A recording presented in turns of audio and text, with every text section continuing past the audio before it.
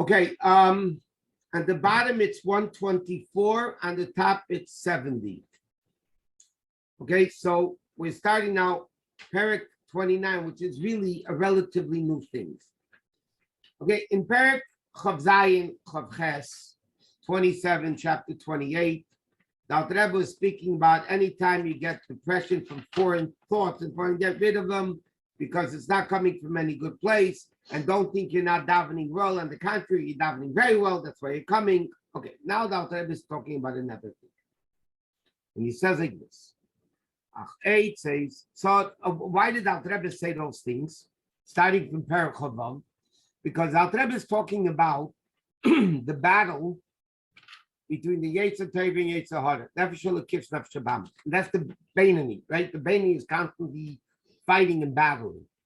So he said, you should know, that's why he started chapter 26, going into 27 and 28, that you should know that when two people fight, you need to have spirit. Because even if you have spirit, even if you're weaker, you'll win. So therefore he says, don't be depressed, and you have to have simcha, and don't worry about all these negative things, and only have simcha. And now the Alter Rebbe says there's another important thing to keep in mind in the battle.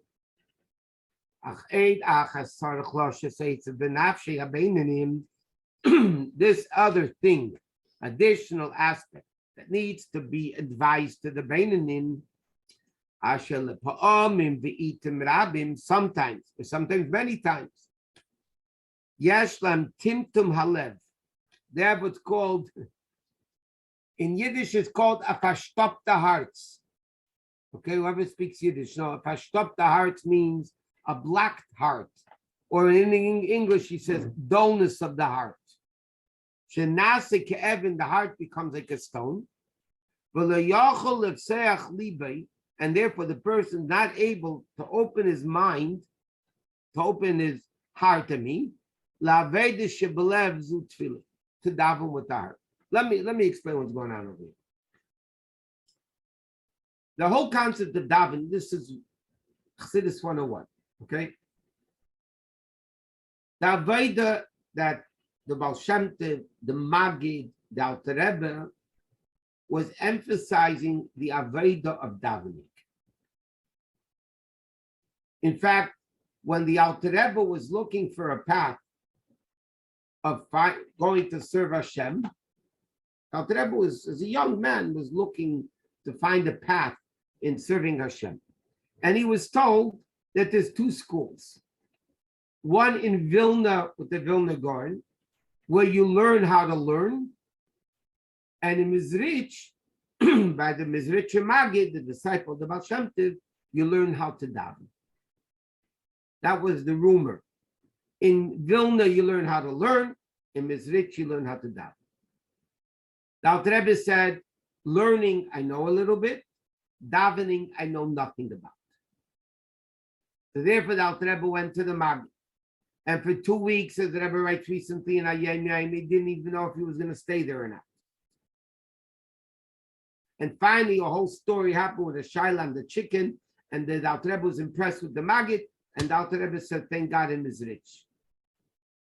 So one of the uniquenesses of Chassidus is the concept of davening. The whole purpose of davening is for a person to refine his body, animal soul, Yetzer Hara, to refine the guf and the nefesh habamis, to become closer to Hashem. In other words, learning, when you learn Hashem's Torah, you bring God down to you. You bring godly Torah, which is, we spoke Monday night, Hashem put himself in Torah, wrote himself in Torah. So that is the essence of Hashem. And when a person studies Torah, they bring down God into our brain. So therefore, we're bringing godliness down. Davening is like korbanos. Davening is in the place of korbanos. Now we don't have a base in Mikdash. The Gemara says we daven instead. So what's davening all about? Like bringing a korban. What is bringing a korban? The concept of bringing a korban means take the animal soul and burn it in the fire of godliness, meaning you elevate the animal. It's korban l'Eila Hashem. It goes up to Hashem. So the whole purpose of davening is to elevate our body and nefesh habamis telukus, to godliness. How is it done? Because therefore in Shema, the ultimate goal is to love God with your, not only with your nefesh ulikis, but even with your nefesh habamis, even with your animals. So you have to love Hashem. How does a person come to that level? So, like we learned in the past, davening is a ladder. Yaakov Avinu in the dream, when he instituted Maidav, what did he see on the ladder? Malachim going up, Olim v'yordim, going up and coming down. So Rashi in Chumash explains what is Elam. Normally Malachim should be coming down first. They're in heaven. So Rashi says the angels of Eretz Yisrael left and the angels of diaspora Chutz La'aretz came down. So therefore it says Elam v'yordim. Excuse me. According to Chassidus in Kabbalah, the sulam that Yaakov Avinu saw is a ladder, sulam mutzav arza, v'reishe magia shemayim. What is the purpose of a ladder? If you want to go onto the roof, you put a ladder starting from the ground, and you connect it to the roof, and then you're able to go up and down. So what is davening? Davening is a ladder that comes from the ground, and you elevate yourself all the way up to godliness. You refine yourself completely. Then, what do you have to do? You have to bring that kedusha down. Therefore, what do we have in davening? We learned this in the past. You have until Sukkah de Zimra is Asiyah. Sukkah de Zimra is Yitzira. Berichas Krishma is Bria. And Shmoneh is Atzilus. And then you have Tachnun, which is even more bittul. You know, you put your head down. And then you have bringing davening down. Asher Valetzian, according to our Nusach. Asher Valetzian, the Yom, Ein Kalekenu Aleinu. So we're going up and then bringing that Kedusha down. How does a person open up their heart? So now that I've explained before, what's the key to a Beinani? Me'ach shalat alalev. The heart, the mind meditates, and then the heart feels. Okay, the mind stimulates the heart. That's what the Rebbe said. Kach nivra b'tava tudasei. A person is born by nature that the mind controls the heart, meaning the mind understands it, and then the heart wants it. So what's davening supposed to be? It's supposed to be intellectual meditation of Hashem, and then your heart is supposed to love God with all your heart and soul. Like we're learning in the morning, you should love God more than you love the physical world. Because the physical world's desires and temptations get in the way of desiring Hashem, because they're opposites. So normally, there is a head stimulating the heart. That's in the battle of the Beinani. How does Alter Rebbe explain before when he speaks about the Beinani? Beinani's key is mind controls the heart. If the mind says it's wrong, then the heart doesn't want to do it. But sometimes you have what's called Timtum Alev. Timtum Alev means you have a blocked artery along the way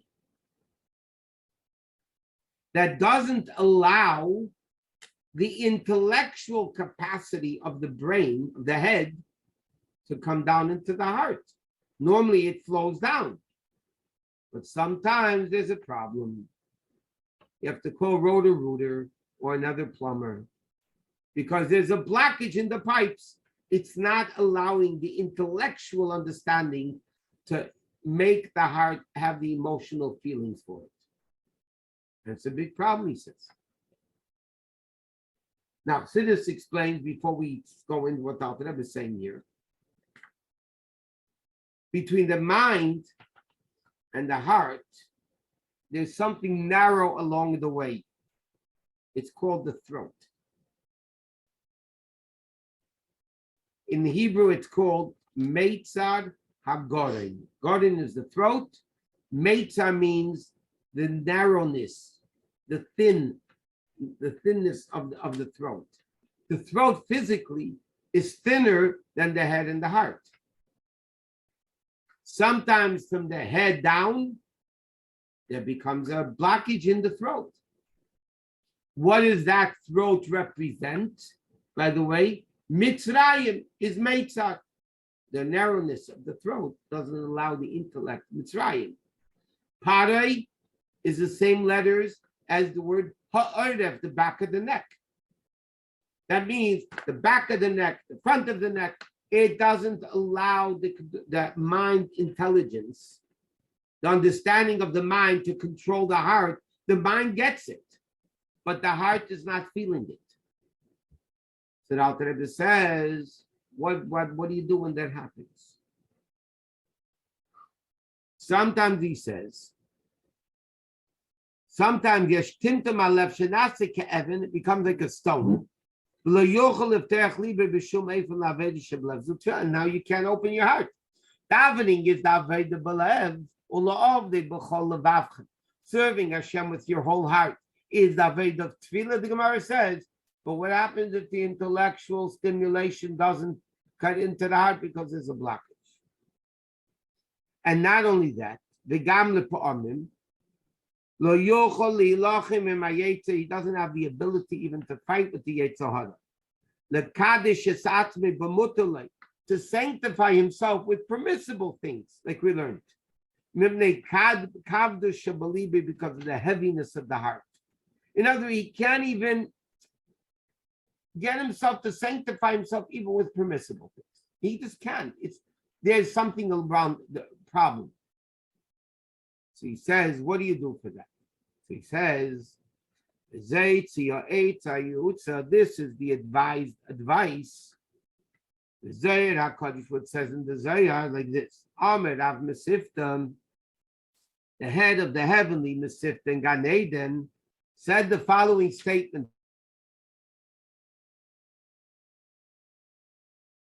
That the fire doesn't catch on to it. I'll explain in a second. Mevachinle, you have to splinter it. You have to make it smaller. Gufa, the leisanad bein the nishmasa. The same thing, the body, where the light of the neshama, the fire of the neshama cannot hold on to the body, it's too thick. Mevachinle, you have to break it. What the Zohar says is like this. And the Rebbe points out an interesting thing without the Rebbe saying over here. First, let me tell you what the Zohar says, explain to what the Rebbe adds over here. What our Rebbe adds over here. The Zohar says, if you have a big log, you want to start a fire. Okay? You have a thick log. You're going to take a match and try to light it. It's too thick to light it. What do you have to do? You have to bust it. You have to break up the wood. You have to make it into smaller pieces. If it's broken up into smaller pieces, then the fire can get it. It can grasp it. If it's a thick piece of wood, the fire will never get it, unless it's already a very big fire. And that's what the Rebbe says interestingly. The Zohar doesn't say, if the wood doesn't catch on to the fire, make the fire bigger. The Zohar doesn't say that. The Rebbe points this out. The Zohar says, if the wood is too thick, break the wood. Our body is the wick, the hunk of wood that the fire of the neshama catches onto. It's supposed to consume the whole body in Kedusha. That's the ultimate goal. That the neshama consumes the body and the bodily temptations and desires in the fire of Kedusha. What happens sometimes? The body is too thick. It's too coarse. If it's too coarse, the fire of the neshama can't grasp onto it. It can't hold it. So the Alter Rebbe quotes the Zohar. What does the Zohar say you do? You bust the body. You break the body. He says, Pirush. Now, the Rebbe says in the second line of page Lamed Vav, the height of the nishma, so the flame of the nisham, the fire of the nishama, she'erd hanishama v'aseichu, that the light of the nishama and the intellect, that's where the godly soul is, and a meir kolkach cannot shine so much. Lim shulachumri saguf, to control the coarseness of the body. It can't. And he says, it's not that the person doesn't meditate. He meditates into the greatness of Hashem. And he taka meditates. But it's not so held, it's not so grasped, and held so much that to be able to control the coarseness and the crassness of the heart, because of its thickness and coarseness. So in other words, Alter Rebbe is not saying there's timtum hamoyach. Timtum hamoyach means, again in Yiddish, there's a verstoppte cup and a verstoppte heart. Verstoppte cup and a verstoppte heart. Verstoppte cup means your brain is blocked. You can't think anything. Verstoppte heart means the heart doesn't feel anything. You can sometimes have a big meditation. Your brain works great. But the heart is verstoppt. The heart is blocked. So you need to call the plumber. Dr. Zeir says, what's the plumber? Take an axe, spiritual axe, he's going to explain it in a second, and break your body. Because if the body is too thick, if the wood is too thick, there's no way that the fire of the neshama will be able to hold on to the wood and ignite it. And he says, why not? Basiba. What's the reason why the body is too thick? His gasa saklipa is the thickness and the coarseness of the evil shemagbiya atzma or kedushas nefesh that elevates itself. In other words, when evil becomes more powerful than kedusha, umistateres, and it blocks it, umachshecha oida, and it darkens the light. In other words, why isn't the fire of the neshama catching onto the body? Because the body is too coarse. And it picks itself up with ego. Because ego, by the way, is the source of all evil. What does ego mean? I'm not talking about, them walking around thinking they're God. Ego means like this. Hashem wants me to do something. My body doesn't want.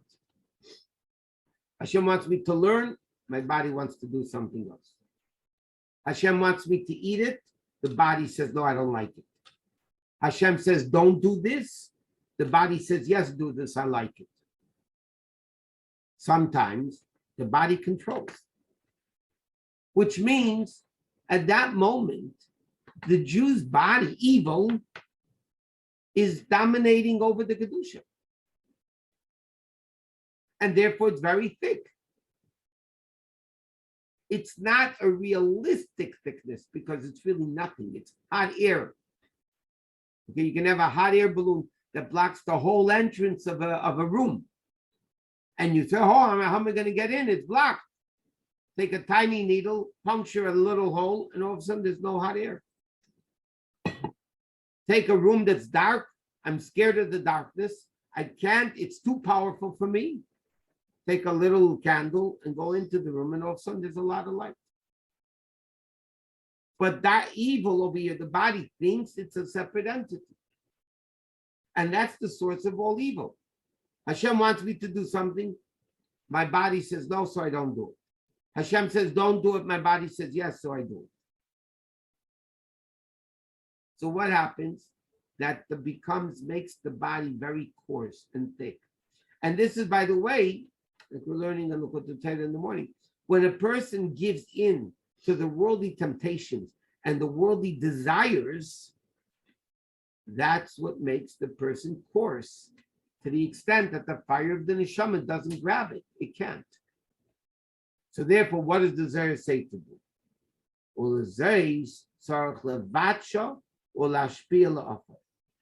Therefore, what must person do? You have to crush it and lashpila and bring it down, lower it to dirt, meaning, what does it mean? To have designated times. Lahash belatzmit, to lower himself. Lias nivza be'en of nimas, that he should be in his own eyes despicable. Kakosa, like the pasuk says, leiv nishbar, what is a broken heart? Is ruach nishbara. Okay, meaning it's a broken heart, a broken spirit. That's the sitter achra, evil. But Dr. Rebbe adds, shehihi adam atzme bebeinu. And here Dr. Rebbe is saying another point. By all of us, even a Beinani, who are they? The Nefesh Sholekis or the Nefesh Habamis? Dr. Rebbe is going to elaborate on this now. By a Beinani, meaning Halavaya Beinani. By all of us, we are the Nefesh Habamis. What gives existence to our body? What makes our body alive? Not the Nefesh Sholekis, the Nefesh Habamis. A person who's a tzaddik of Tanya and kills the Yetzer Hara, or even more so, transforms it to Kedusha, they are physically living from the Nefesh Sholekis. But Dr. Rebbe said by a Beinani, the Nefesh Habamis is what gives us life. That's me. I am a Nefesh Habamis. Yes, I have a neshama. But what is giving me life? What is sustaining me? What neshama is sustaining me? Dr. Rebbe says clearly, that's the Nefesh Habamis. And he says, Shenefesh achiyunis, which means the animal soul, Hamachaya guf, that gives life to the body, he betakha kuldasa believe, is as strong as he was from birth. As Dr. Rebbe says earlier in Tanya, the Beinani's Nefesh Habamis never gets weaker. In fact, on the contrary, the more you eat and sleep, the stronger it becomes. Nimsa, he ha'adam atzmei. What is the Nefesh Habamis? That is the person. The Nefesh Sholekis, Dr. Rebbe says, Neshama shenasata bi tahiri. What do we say in early in the Badavan? In Elokai Neshama. We say Elokai, God, Neshama shenasata bi, the godly soul that you put into me. That means there's a me that's not the godly soul. And Hashem puts the godly soul into me. That itself, Dr. Rebbe, shows that you are not the Nefesh Sholekis, because the tefillah is saying, and the reality is, Hashem puts the neshama into me. That means I'm the Nefesh Habamis. He said, so that is not the neshama. Hashem puts the neshama into me. He says, who is running, who runs the tzaddik's life? By tzaddik and by a tzaddik of Tanya. Shebehem or lehepach. Over there, they're the opposite. Neshama taheri nefesh sholekis adam. Over there, it's just the opposite. The neshama of the tzaddik, that's the person. And the body is called, the body is called the flesh of the person. That means the body is the flesh of the person who was a nefesh sholekis, but that's a tzaddik. So now the Rebbe says like this: the problem why you have timtum halev, why you're verstoppt, why are you blockage, why do you have a spiritually speaking, arteries to the heart which are completely blocked. You need to have open heart surgery in a spiritual sense. Nobody should ever have physical open heart surgery. But in a spiritual sense, what do they need to do? They have to break the body. It's too coarse, it's too thick for the fire to hold on to. You have to make designated times to sit down and to realize I am taka nothing. I'm a nobody. And by the way, the Alter Rebbe is not saying this is a common procedure. He said designated times every so often. And according to our Rebbe, very, very rare. It should be done very rarely. You come to the realization, look how bad I am. I'm so bad that even the neshama can't catch on to me.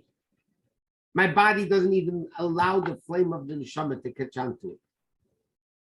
And he quotes another thing. Like the Gemara says, when Hillel went to eat, he says, he used to say to them, he's going to do an act of kindness with the lowly and poor creature. When Hillel went to eat, he said, there's an expression in Yiddish, doesn't speak Yiddish, would understand. It's like you throw a dog a bone, just to make him happy. So Hillel said, I'm going to throw a bone to my body. If I'm going to eat, so he told the students, I have to eat. I mean, my body is, I have to feed the dog also. But he said that's the shamed low creature. So by Hillel, he lived from the neshama, the nefesh or the kids.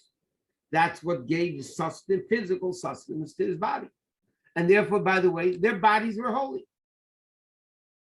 Tzaddikim, Rebbes, that they live from the nefesh or the kids, their bodies are holy because their bodies are dictated by the nefesh or the kids. Because by Hillel, his body was considered like a foreigner. Therefore, he said, he's doing the body a favor, what he's feeding him. Because by Hillel himself is only the godly soul giving life. Because only by Hillel, what gave him life and sustenance? The godly soul. Why?